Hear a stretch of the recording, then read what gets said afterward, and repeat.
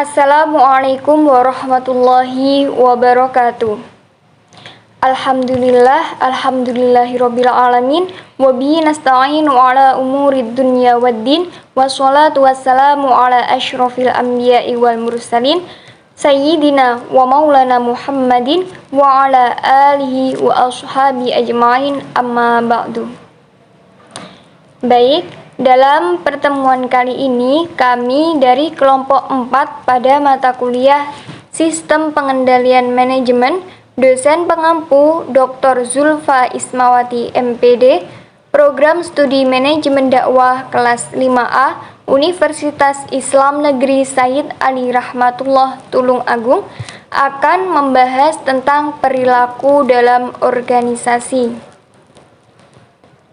Sebelumnya, saya di sini akan membacakan nama-nama anggota dari kelompok 4. Yang pertama ada Mbak Putri Maharani, nomor NIM 1263 1120 1010. Yang kedua ada Mbak Nurmala Zahratul Jannah dengan nomor NIM 1263 1120 1024.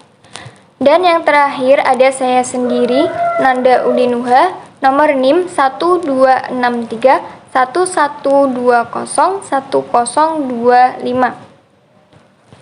Dan topik pembahasan yang akan kita bahas dan yang akan kita pelajari pada bab ini adalah yang pertama, pengertian perilaku dalam organisasi. Yang kedua, tujuan organisasi. Yang ketiga, faktor informal yang mempengaruhi keselarasan tujuan. Yang keempat, keselarasan tujuan. Yang kelima, sistem pengendalian formal. Yang keenam, jenis-jenis organisasi. Dan yang ketujuh, yang terakhir adalah fungsi controller. Baiklah, untuk bab pengertian perilaku dalam organisasi, tujuan organisasi, dan faktor informal yang mempengaruhi keselarasan tujuan akan saya bahas. Dan untuk bab keselarasan tujuan dan bab sistem pengendalian formal akan dibahas oleh Mbak Putri Maharani. Dan yang terakhir, jenis-jenis organisasi dan fungsi controller akan dibahas oleh pemateri terakhir, yaitu Mbak Nurmala Zahratul Jannah. Apabila dalam presentasi kami nanti ada yang kurang berkenan di hati pemirsa ataupun ada salah-salah kata, kami mohon maaf, dan kami harapkan dari pemirsa adalah perbaikan, dan silahkan ditulis di kolom komentar YouTube atau bisa disampaikan langsung pada kami. Pengertian perilaku organisasi. Perilaku organisasi merupakan sebuah studi yang menyelidiki pengaruh yang dimiliki oleh individu, kelompok, dan struktur terhadap perilaku dalam organisasi yang bertujuan guna menerapkan ilmu pengetahuan untuk meningkatkan keefektivitasan suatu organisasi. Perilaku organisasi mengajarkan 3 faktor penentu perilaku dalam organisasi, meliputi individu, kelompok, dan struktur.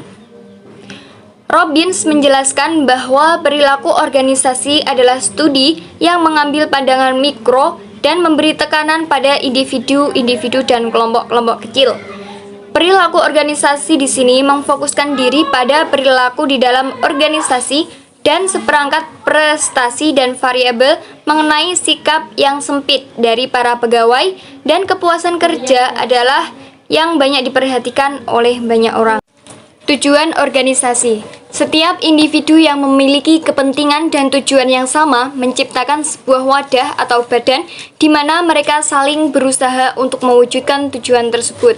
Hal inilah yang menjadi sebab adanya tujuan dari sebuah organisasi. Tujuan dicerminkan oleh sasaran yang harus dilakukan baik dalam jangka pendek maupun jangka panjang. Tujuan organisasi ini memiliki pengaruh dalam mengembangkan organisasi, baik untuk perekrutan anggota dan pencapaian apa-apa yang akan dilakukan atau ingin dilakukan dalam proses berjalannya organisasi tersebut.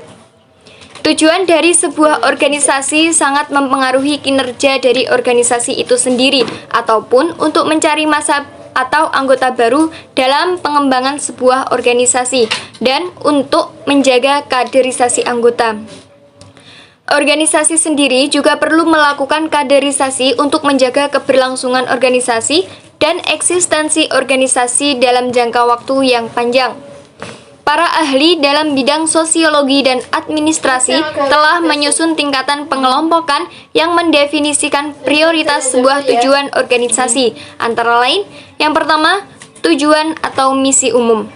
Pernyataan luas atau tujuan dalam skala umum yang mendefinisikan bagaimana terciptanya sebuah organisasi tersebut biasanya tidak berubah dari tahun ke tahun dan sering menjadi pernyataan pertama dalam konstitusi sebuah organisasi.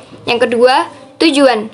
Tujuan adalah pernyataan yang menjelaskan apa yang sebuah organisasi tersebut ingin dicapai. Tujuan merupakan bagian dari misi dari sebuah organisasi. Tujuan ini bisa berubah dari tahun ke tahun tergantung pada kesepakatan dari kelompok organisasi tersebut. Yang ketiga, tujuan merupakan deskripsi dari apa yang harus dilakukan berdasarkan dari tujuan spesifik yang jelas. Laporan tugas terukur untuk mencapai tujuan yang diharapkan dari sebuah kelompok biasanya memiliki jangka pendek dan batas waktu tertentu.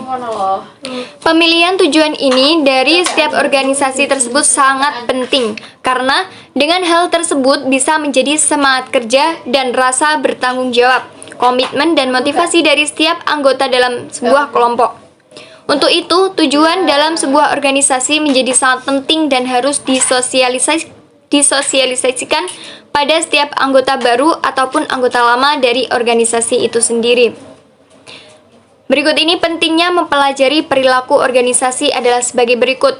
Yang pertama, dengan mengetahui perilaku manusia, baik secara individu maupun secara kelompok di dalam organisasi. Hal tersebut akan membantu pimpinan organisasi untuk menempatkan orang tersebut kepada jabatan atau bagian pekerjaan yang sesuai dengan kepribadiannya dan keahliannya. Yang kedua, dengan mengetahui perilaku manusia, pimpinan lebih mudah menentukan motivasi apa yang paling tepat bagi bawahannya tersebut agar semangat kerjanya meningkat. Yang ketiga, dengan mengetahui perilaku manusia dalam organisasi, juga dapat membantu pimpinan dalam menggerakkan dan mengarahkan bawahnya untuk melakukan tugas-tugasnya dalam pencapaian tujuan yang diinginkan. Yang keempat, dengan mengetahui perilaku manusia dalam organisasi juga dapat membantu pimpinan dalam mengintegrasikan bawahnya untuk melaksanakan tugas-tugasnya dalam mencapai tujuan organisasi. Isu utama perilaku organisasi yaitu mempelajari hubungan manusia dalam organisasi untuk mencapai suatu tujuan dalam menghasilkan barang dan jasa. Sedangkan prinsip dan tujuan perilaku dalam organisasi adalah dapat diterima dan dapat difahami secara mudah dan jelas, dapat dicapai dan dilaksanakan, dapat memberikan motivasi dan dorongan, sederhana agar tidak salah tafsir, dan dapat disosialisasikan dan dikomunikasikan secara terbuka kepada pihak-pihak yang terlibat. Faktor informal yang mempengaruhi keselarasan tujuan. Sistem formal maupun informal mempengaruhi perilaku manusia dalam organisasi perusahaan. Konsekuensinya, kedua hal tersebut akan berpengaruh pada tingkat pencapaian keselarasan tujuan. Dan berikut ini merupakan faktor-faktor yang dapat mempengaruhi keselarasan tujuan dalam organisasi. Antara lain, yang pertama ada faktor-faktor eksternal. Faktor-faktor eksternal merupakan norma-norma mengenai perilaku yang diharapkan di dalam masyarakat dan organisasi tersebut menjadi bagiannya.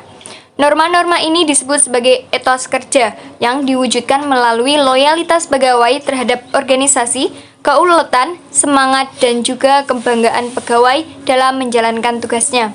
Yang kedua ada faktor-faktor internal. Faktor-faktor internal yang dapat mempengaruhi keselarasan tujuan dalam organisasi yaitu budaya, gaya manajemen, organisasi informal, persepsi dan komunikasi, aturan-aturan, pengendalian fisik, manual, keamanan fisik, dan sistem pengendalian tugas. Baik, yang terakhir adalah kesimpulan materi pada bab 4 kali ini. Nah, mengapa sih kita harus mempelajari tentang perilaku organisasi? Dan apa sih kegunaan mempelajari perilaku organisasi tersebut? Nah, seperti Seperti yang telah kita jelaskan pada bab sebelumnya, kita tahu bahwa sebuah organisasi atau organisasi itu terdiri dari kumpulan individu, kelompok, dan orang-orang yang secara intens selalu berkomunikasi dan berinteraksi satu sama lain dalam lingkup organisasi tersebut. Dan pastinya, perbedaan latar belakang, jenis kelamin, pendidikan, usia, dan sebagainya, semua hal tersebut mempengaruhi perilaku organisasi yang seringkali kita ukur melalui kinerja organisasi. Nah, jika kita tahu dan jika kita paham tentang perilaku individu dan kelompok dalam organisasi ini, maka kita akan mudah untuk berbaur dan kita akan mudah untuk mengatur kondisi di organisasi yang kita alami atau di organisasi yang sedang kita jalankan. Nah, coba bayangkan jika kita tidak tahu dan kita tidak mengerti bagaimana perilaku individu dan kelompok dalam sebuah organisasi, maka organisasi tersebut akan tidak berjalan dengan sesuai rancangan awal, dan organisasi tersebut sangat butuh tentang perilaku organisasi ini. Nah, karena seberapa baik kita atau mereka yang dalam lingkup organisasi mencapai kinerja organisasi, maka itulah sebuah indikator bahwa mereka mencapai suatu tujuan organisasi tersebut. Karena tujuan dibentuknya suatu organisasi adalah dengan menggapai tujuan bersama. Nah, lalu di sini ada dua kata yang hampir sama namun berbeda, yaitu manajer dan pimpinan atau pemimpin atau biasa disebut dengan leader. Nah, apakah sama antara manajer dan leader ini? Jawabannya adalah berbeda. Nah, perbedaannya itu di mana? Singkatnya, kalau manajer itu belum tentu pemimpin atau leader. Namun, kalau leader atau pemimpin itu selalu manajer. Nah, secara umum, manajer ini tugasnya adalah ditunjuk untuk melakukan, melaksanakan, dan untuk memimpin suatu organisasi guna untuk mencapai tujuan organisasi. Sehingga si manajer ini perlu keahlian khusus untuk menjadi seorang manajer.